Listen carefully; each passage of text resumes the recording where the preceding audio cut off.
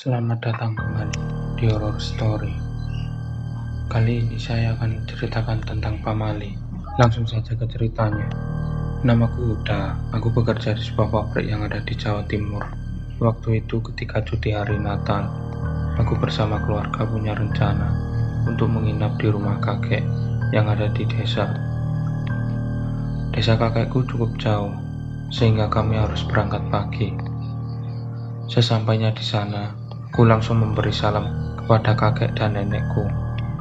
Setelah memberi salam, aku duduk di ruang tamu sambil berbincang-bincang dengan kakek dan ayah.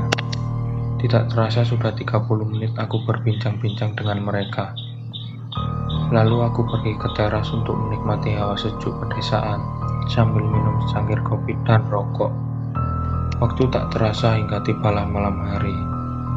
Sehabis sisa, aku duduk di teras rumah sambil memainkan HP. Hawa malam itu sungguh sejuk. Ketika aku sedang bermain HP, tanpa sadar aku bersiul-siul. Kakek yang mendengarnya langsung menghampiriku dan menegurku. "Jangan bersiul malam-malam, Pamali, nanti ada yang datang." "Siapa kakek yang datang?" jawabku.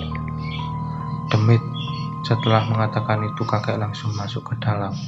Ketika aku lagi asik bermain HP di teras rumah, aku melihat di samping rumah ada bayangan putih di belakang pohon, seperti orang yang sedang mengintip. Karena penasaran, aku mencoba mendekatinya. Setelah 5 langkah mendekat, awalnya aku kira itu buah nangka yang dibungkus karung berwarna putih.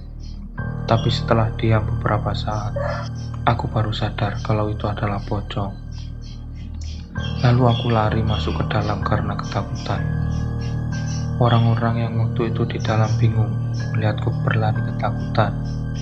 "Kamu kenapa?" tanya ibuku. "Aku baru saja melihat pocong," jawabku sambil terbata. "Di mana ada pocong?" tanya kakek. "Di sebelah rumah, di belakang pohon, kek," jawabku lagi. "Sudah tidur sana," suruh kakek dan ibu. Saat di dalam kamar, aku melanjutkan bermain HP untuk mengurangi rasa panikku. Beberapa menit kemudian, aku merasa kedinginan. Lalu aku menoleh ke arah jendela.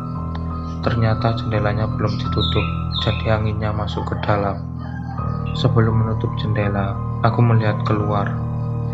Di sana terlihat ada pohon besar dan rindang. Kemudian, ketika hendak menutup jendela, dari kejauhan terlihat ada sosok yang berdiri di bawah pohon besar, dan itu adalah pocong. Aku yang takut langsung menutup jendela. Beberapa menit kemudian, jendela kamarku ini diketuk. Aku tidak berani untuk membukanya. Lalu aku berlari keluar kamar. Orang-orang yang ada di ruang keluarga bertanya, "Kamu kenapa?" "Barusan aku melihat ada pocong di bawah pohon besar di sana. Dan jendela kamarku diketuk beberapa kali," jawabku.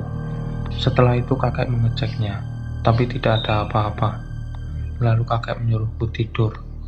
Waktu itu, sekitar jam 2 pagi aku terbangun. Karena aku yang terbiasa tidur sambil memeluk guling, merasa aneh dengan gulingku. Tercium aroma busuk dan terasa dingin. Ketika aku membuka mata,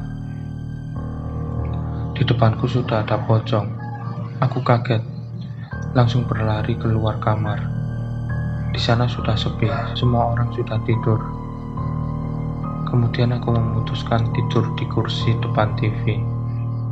Beberapa saat kemudian, terdengar pintu yang digedor-gedor. Aku tidak menghiraukannya, karena mana mungkin ada orang yang bertamu malam-malam begini. Lalu aku mencoba memejamkan mataku. Aku tidur di kursi dengan posisi miring. Beberapa saat kemudian, pintu digedor-gedor kembali. Aku tidak menghiraukannya dan lanjut untuk tidur. Setelah suara ketukan pintunya hilang, aku merasakan merinding seperti ada sosok yang berdiri di belakangku. Aku memberanikan diri untuk berbalik. Ternyata pocong itu sudah berdiri di belakang kursi. Lalu aku berlari ke kamar kakek dan membangunkan kakek. Kakekku yang mendengarnya langsung keluar dan bertanya, "Kamu kenapa?" Aku melihat pocong di ruang tamu, jawabku. Kakekku menjawab, "Sudah, kamu tunggu di sini." Setelah itu kakek pergi ke dapur, ambil garam kerasa. Aku pun bertanya, "Buat apa garamnya, kek?" "Supaya demit itu tidak mengganggu rumah ini." Lalu kakek mulai membaca doa sambil menaburkan garam kerasa tadi ke seluruh rumah. Setelah selesai, kakek mengajakku tidur bersamanya di kamarku. Anehnya, setelah kakekku menaburkan garam, malam itu aku tidak diganggu lagi sama sosok pocong itu. Pagi harinya, aku bertanya ke kakek, "Kenapa semalam aku diganggu sama pocong?"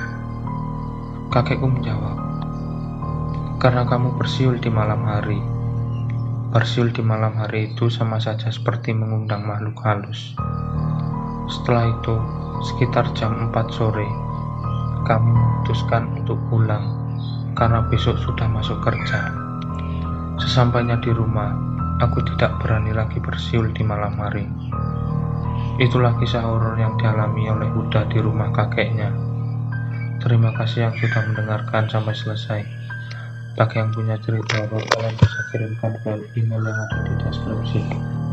Sampai jumpa di cerita selanjutnya. Terima kasih.